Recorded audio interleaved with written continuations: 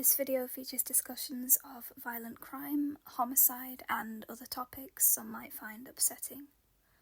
Viewer discretion is advised. At about 11:20 a.m.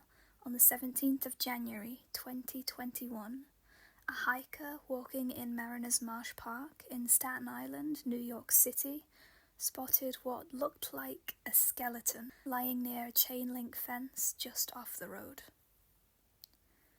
The hiker quickly called the police, who retrieved a complete set of fully clothed human remains from the dense undergrowth of the heavily wooded, undeveloped area. It was immediately apparent that the remains had laid there for some time. The skull had separated from the rest of the body post-mortem, and plants had grown around the bones, effectively rooting them to the ground. In-depth examinations of the remains, the circumstances surrounding their location, and the items found with them revealed a post-mortem interval of approximately 15 to 17 years, meaning the individual likely died between 2004 and 2006 and had been lying undiscovered for all that time. At autopsy, the manner of death was found to be homicide by sharp force trauma to the neck and torso. The victim was a male, probably of Hispanic or Asian descent. At his time of death, he was most likely between 15 and 22 years old. He stood about 4 feet 11 inches to 5 feet 5 inches tall. Due to advanced decomposition, all other aspects of his appearance are unknown. The decedent was found wearing a black or brown sports headband, a dark blue long-sleeved sweatshirt with Baseball 01 written on the front, a white t-shirt with Island All-Star Cheerleader written on the front, Route 66 branded pants, black socks, and a pair of black or brown lace-up Timberland boots.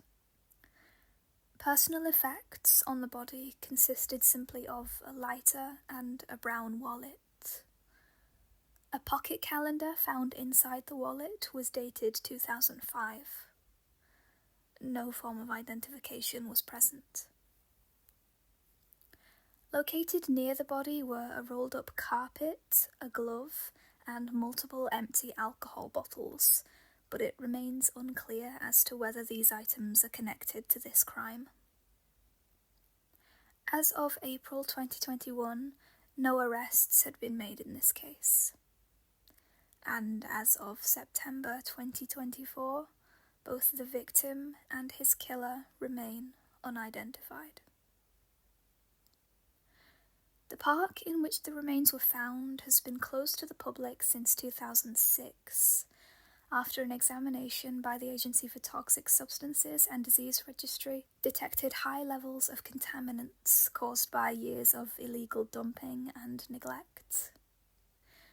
Seeing very little human activity, the park consists of 107 acres of extremely dense forest, marshland, and ponds. This may explain why the decedent lay undiscovered for almost 2 decades. It might also indicate that whoever killed him was familiar with the area, knowing he wasn't likely to be found in a marshland filled with so many biohazards it was deemed a public health hazard and locked up. As there's not much available information, this case hasn't been discussed over much online, but I did find a couple intriguing theories of sorts. In the comment section of a Reddit thread from 2023, a user claiming to have cheered for the Island All-Star cheerleading team in Staten Island in about 2003 to 2004 said that the t-shirt John Doe was found in looked very similar to those worn by the cheer team at that time. The commenter would have only been 8 years old at the time, so they didn't remember any details about who their coaches were, and were therefore unable to contact them to ask if they remembered anyone similar to John Doe on the cheer team. The commenter went on to say that due to their age difference, they and John Doe would have been in separate cheer teams and thus wouldn't have crossed paths. According to the commenter, teams were separated by age and skill, but they all wore the same shirts as it was uniform. An article published just a month or two after these comments were posted stated police thoroughly investigated this lead, but they found that the shirts were mass-produced and concluded that the decedent most likely purchased them from a local thrift shop. Another potential clue from his clothing is the heel of his left boot, which is extremely worn down. I should think that this might indicate some sort of limp, but I'm not a medical professional by any means, so don't quote me.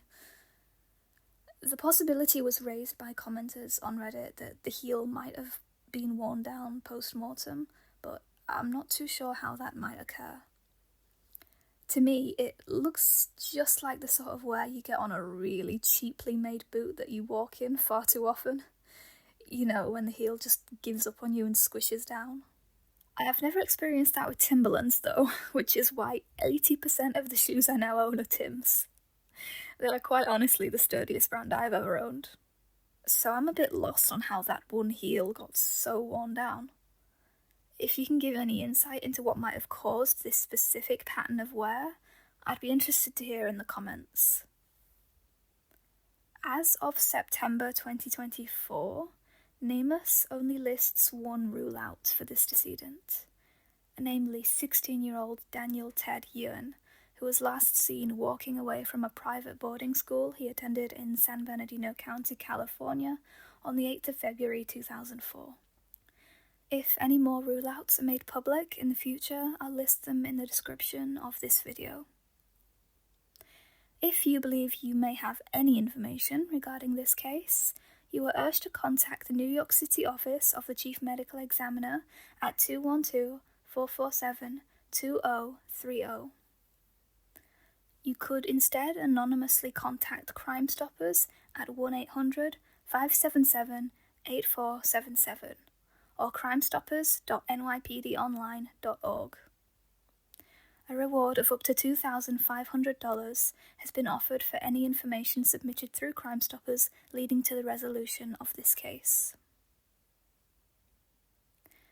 Thank you very much for giving Staten Island John Doe a moment of your day.